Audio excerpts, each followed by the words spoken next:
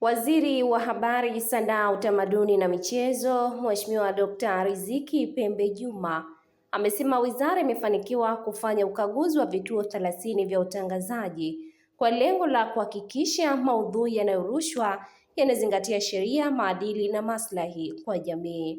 Amesema hayo katika mwendelezo wa mikutano na waandishi wa habari katika ukumbi wa idara ya habari Maelezo Raha Leo wilaya Mjini, ikiwa ni sehemu ya siku 100 za uongozi wa Dr. Hussein Ali Mwinyi.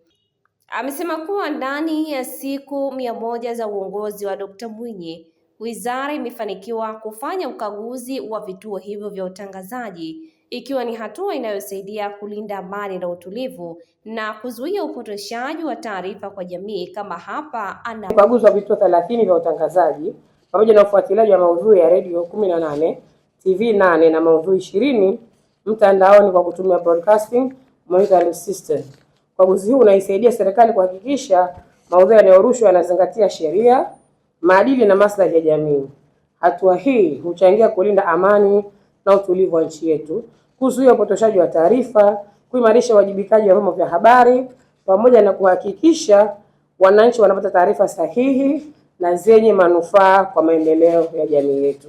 Nimshukuru sana Mheshimiwa Rais kwa kuniteua katika hii Wizara ya Habari, Sanaa, Utamaduni na Michezo, na tumwahidi kwa niaba ya viongozi wenzangu kwamba tutafuata yale yote ambayo serikali ya awamu ya 8 ndio kuyafikia kwenye sekta hii ya habari, sanaa, utamaduni na michezo, tutaweza kusimamia vizuri sana.